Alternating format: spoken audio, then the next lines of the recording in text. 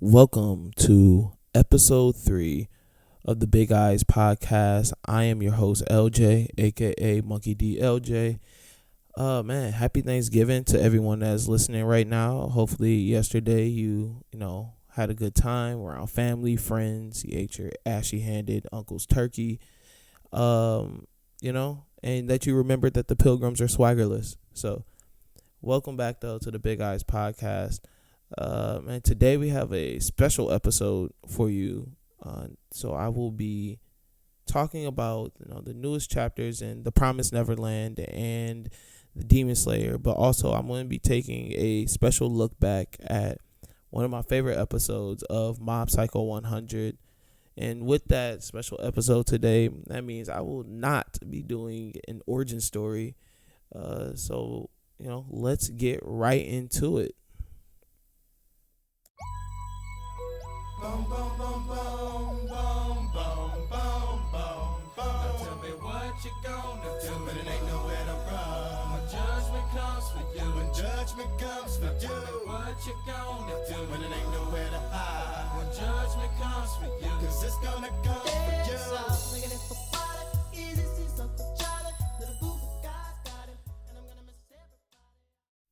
So Demon Slayer really wild out this week, and I'm still trying to figure out what is their problem, because man, they went off the deep end this week. So man, last time we checked in with the Harishas, the last time we saw the battle, they had finally found a way to get Muzan outside of his lair. So they crash landed it, and it just so happened though that they crash landed away from their planned spot, and they're right in the middle of the city. So the location wasn't ideal, but they were able to get him outside, because you got to remember that the sun is the only way that he can die. You can't kill him by cutting his head off. So they get him outside, but immediately they figure out that they still have to fight him for a whole hour and a half until the sun comes out. So the Harishas do what they can to attempt to hold him off. But once again, you see the complete difference in power, because there's a moment where he gets a clean cut to the neck, but while they're cutting through, he is healing simultaneously. And they're all in shock, because they're just like, what are we supposed to do with this? What are we supposed to do with someone this powerful? And the remaining and the surviving lower class Demon Corps members, you see them all run towards Muzan and start to create a human shield to protect the Harishas, and really kind of stall and try to drag this battle on longer. And they are all getting wiped out, but they're create this shield. And I'm gonna keep it real, man. Nah, that would not been me. That would not been me. I can't do that. I'm listen, we pay enough in Harisha taxes out of our check each month. Why am I the one that has to put my man? Look, I would have did the LeBron meme where he's dapping everybody up and he's about to go. I'm man, listen, I'll catch y'all back at headquarters, because there's no way that I am going to put my life on the line against this guy that I know I see you guys are struggling with. So you want me to, man? No, it wouldn't have happened. So you see them though running up, and they're trying to create this shield, they're trying to drag this battle on, and you see Tanjiro running behind one of them, saying pretty much if I can get behind one of them, I could probably sneak up and get another good clean hit. And while running, he stops and he just drops. And all of them look, and you see him aching in his pain. And Muzan reveals that in his attacks, that he mixes his blood in the attacks, and his blood is not only powerful enough to change people into demons, but he can also manipulate it to where it is a poison. And we see the gruesome, very gruesome death of Tanjiro, and it definitely, you really don't see the main character get killed off, especially as gruesome as he got killed off. But that was a very big plot twist. I was just saying, like, okay, like they're really showing us how negative they're trying to get in this, and it was just wild to see. He dies. He looks like his like brains are like popping out of his head. Like it was really wild. But man, they ended it off on that note, and there's a lot of questions that arise. First of all, like, where are the wind and stone pillars right now in the middle of this battle? They have yet to make their appearance. What does his death really mean? Because also Nezuko has yet to appear, and I'm pretty sure that next chapter we will see her come. And like, they keep Nezuko out the battle because she has gained the ability as a demon still to survive in the sun. And so their purpose of keeping her away is so Muzan is not able to capture her and being able to possess that power too. So it's going to be interesting to see what happens next chapter, and see how how does this grow, how do they build on from that. You kill off this character, you still have other characters who have yet to appear, so like, what does this all mean in the bigger picture? But man, for them to just kill Tanjiro off, they went there with that, and that was just really surprising to see, because you really don't see that much. So man, but listen, great chapter. That plot twist was great. I was not expecting that. So great chapter of Demon Slayer this week. Next up is Promised Neverland.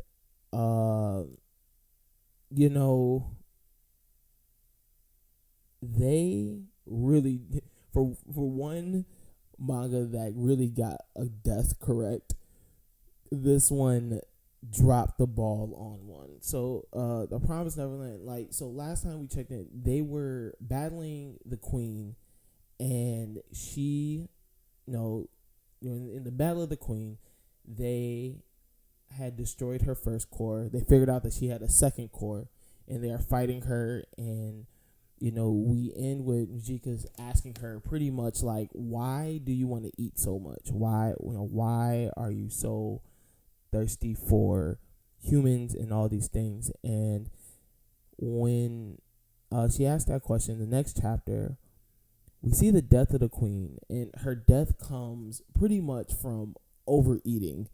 And the reasoning behind it is that her second core was not powerful enough to handle all the humans and things that they have eaten. And they go back to explain about how the demons, they take on whatever life form they eat. So if they eat wild beasts, their body and everything conforms to wild beasts. Hence why they loved humans so much, because humans are intelligent creatures. Humans are able to think and all these things. So the queen dies of overeating, and I think the death for me wasn't as it didn't hit me as well, because throughout this story we see Emma, we see Norman, we see Ray, we see them overcome all these ridiculous odds against demons. They kill all these demons are way more powerful than them, way more skilled, all these things. And to see them kind of give the queen a death where it's like, oh, it just so happens that your second core can't hold up, like or something like to see it kind of go out like that after we've seen these kids go through everything they have gone through, and to kind of get an easy way out type of death was a little frustrating. I think it was just, I don't know. It seemed lazy to me, just a bit. But so the newest chapter, they go into what the demon structure looks like after her death, and what that life will look like. And as we figure out, so Sonju, which was the exiled brother of the queen, they you see a lot of internal conflict with him, because although he is helping the humans out right now and has helped them out before, it doesn't necessarily mean he doesn't want to still eat humans and still want to hunt humans. He just wanted to do it in a proper way. But to see like he's helping them out, and he's pretty much like, man, I'm about to create this world where I'm not able to do that anymore. And you see that kind of internal conflict, and you see Emma run up and give him a hug and still tell him thank you, without them knowing still that that was his plan all along, to still hunt and still eat them. So that was I think that was a big focal point of the chapter of, you see this conflict of like, what is like the demon world gonna look like after, like, now the chair is open for a new king or a new queen, and what is that going to look like? And at the end, though, you see that the battle isn't completely finished, that they have to finish defeating the Imperial Army and the Rotary Clan, and what that's going to look like after. So they are able to implement the new promise that Emma made. That I wonder what this battle next is going to look like. Once again, the Queen Death was a little lackluster to me. It didn't hit as well as I thought it was, or it really didn't go in a way where I felt was true to like the story, in the sense, or like just all these things that happened in the story. For her to go out just like that was just, it didn't hit as well for me. So we'll see what happens next and how this battle prolongs. Once again, they're still fighting, and they have to defeat pretty much the human side of the promise that created all this. And so I'm excited. I'm still wanting to see what happens next, and how that battle happens and progresses. So yeah, we'll see. We will see. So now it's time to look back at one of my favorite episodes of Mob Psycho 100, episode 5 of season 1. And part of the reason why I am just a big reason why I'm looking back at this episode is because last week I lost a cousin of mine, and he was a big reason why I got into manga, why I got into anime so heavy. I used to steal his mangas all the time. And before last time we talked, he was telling me about how much he loved Mob Psycho.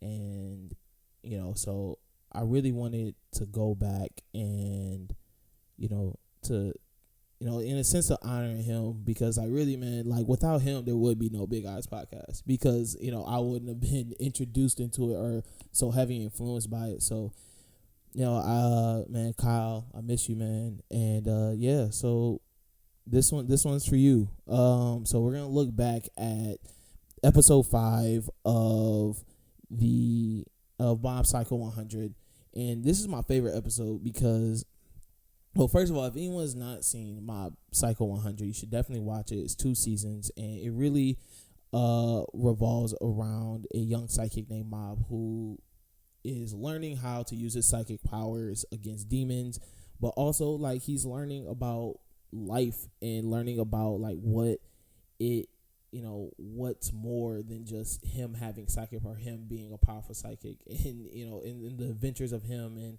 it's a very enjoyable anime. The animation in it, that's really what like drew me into it, because the animation in this is insane, like top notch. Hence why I really love episode 5. But so episode 5, when we go into it, this is the first time we see Mob actually be confronted by another human psychic. So to set the scene, Mob was caught up in the middle of a middle school gang war, pretty much, and he was captured. So he used as bait so that the Body Improvement Club, which is a workout club at his school, would come to the aid of the school's gang and fight the others. Fight the Black Vinegar middle school's gang, and within that fight, we figure out that there is a young Esper named Teru, and Teru is the leader of the Black Vinegar middle school gang, and he wipes out the Body Improvement Club. And Mob is like, yo, like, he's like, you have psychic powers like me. And Teru is like, whoa, like, I thought I was really the only one. And really, this becomes a battle of pride for Teru, because Mob doesn't believe in using his powers against another human. And like, as Teru attacks, Mob is completely on the defensive the whole time of just protecting himself. And with that, that kind of ticks Teru off, because he's like, you have psychic power, like, why are you not using them? Like, you can be the most powerful person here, you can pretty much rule and do whatever you want because you're much more stronger than regular humans. But Mob doesn't have that mentality at all. And so this really becomes a battle of pride for Teru, because he's like, he thinks that Mob is looking down on him, in the sense of, he thinks he's so strong that he won't even attack me, or he won't show me his true power. So his whole goal now is to anger Mob to the point of he is going to attack. And so Mob has a demon named Dimple, who is kind of following him around, and really what he wants to do is take over Mob and use his powers. But Dimple is really one of the comedic reliefs in this story. But Dimple tries to attempt to stop the fight and attempt to just stop Teru. So he goes into this form thinking that he is going to do anything, but Teru completely wipes him out, very nonchalantly, like very, without second thought. And Mob is kind of thrown off by this, because he's like, man, like, wow, he kind of killed this dude, like, this little demon that's been following me around, and I kind of been thinking he was a bad guy, but in reality, he's actually kind of good, and he's actually kind of helpful for me in these weird ways. But even with that, like, you still don't see Mob at all get really get agitated or anything. He's just like, oh, well, okay. He's a very nonchalant character throughout this. So Teru is continuing to attack Mob. They go into he blows him through into the school. They're in the home X room, and he throws these knives at Mob, and Mob puts up a barrier just to block him. And one of the knives actually bounces off his barrier and shaves off the top of Teru's head, and he ends up looking like Jason Alexander. He has the bald head with his hair still on the sides, and that takes Teru off. And he sees that as that takes Teru to a different level of anger. So he goes and he starts strangling Mob, and Mob is like, in a sense, he's telling Teru, like, I know what it feels like to be you, in a sense of, you find all your strength and find all your identity in having these powers, but like, there's something more, and like, that's what I want. Like, I want to find something more of there is to me than just having psychic powers. There's something better to me than just being able to do these things. And Teru, who is completely angered now, starts strangling Mob, and he's like belittling him, and he's strangling him, and he strangles him unconscious.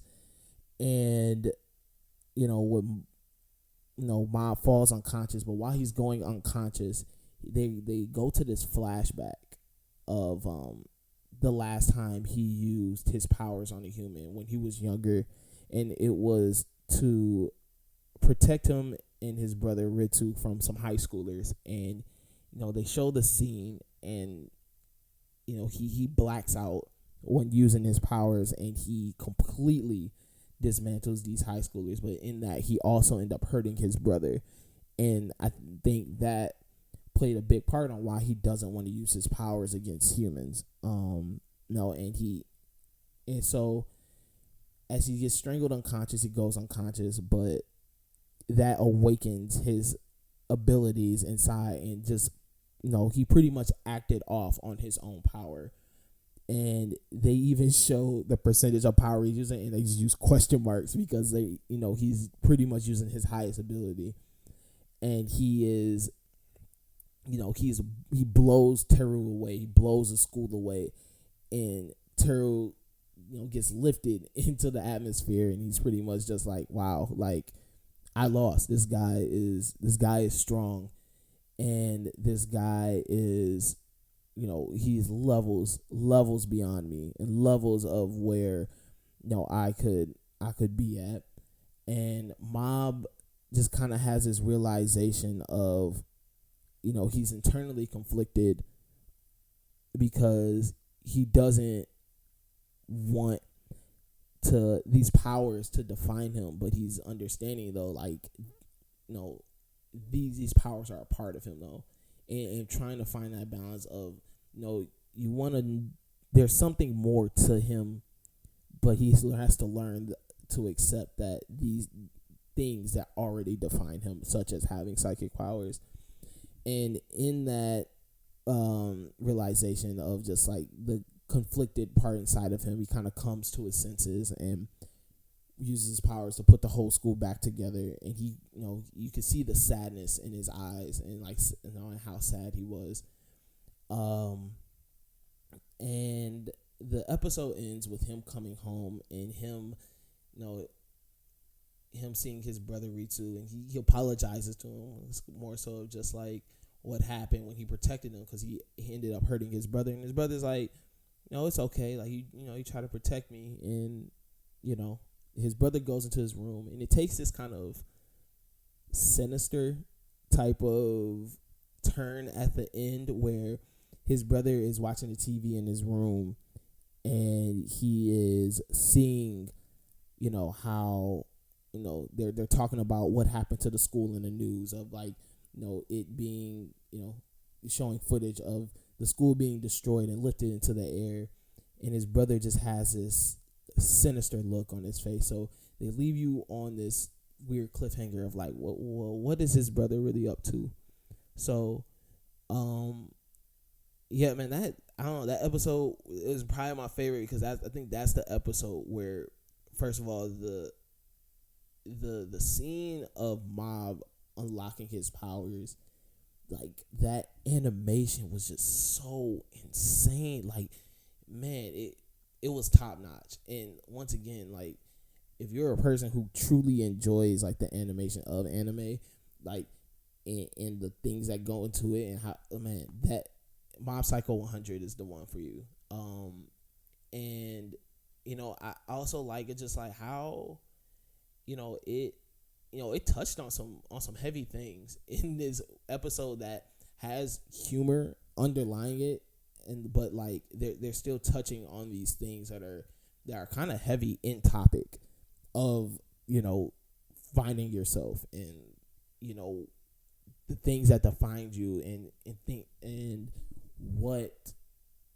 how you view your own self, and where that pride comes from. So it was this is the episode that really got me hooked onto it. In the episode that I was like, okay, this right here is pretty dope.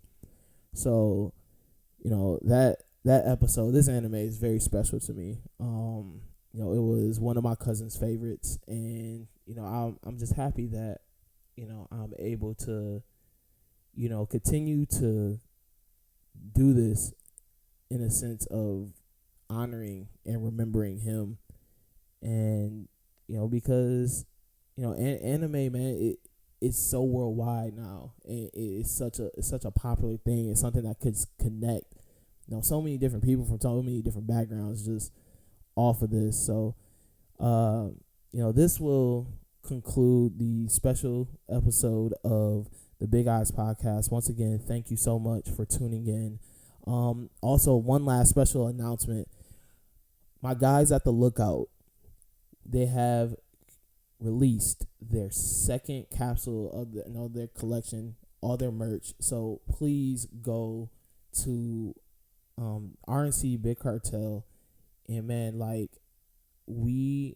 merch is there, bro. They're here. So shout out to my guys at the Lookout. Shout out to Mill. Shout out to Jeff. I'm so proud of you guys. Follow us at RNC Radio Live on Twitter, and on Instagram, because that's where you'll find the links to get to the merch. But I'm so proud. They're so dope. I'm modeling them. So if you want to know what I look like, I'm modeling them. And man, I'm so proud of you guys. So once again, follow us at RNC Radio Live. All new updates, new podcast. Shout out to Nelson. Man, so much dope content. So go get you a shirt. Go listen to this episode and all the other new episodes that are dropping on all the other podcasts on RNC Radio. If you want to follow me, Twitter at Jamal SLM, and on Instagram at Straw Hat LJ. Once again, thank you guys for tuning into this special episode of the Big Eyes Podcast. Stay plus ultra. I'll catch you.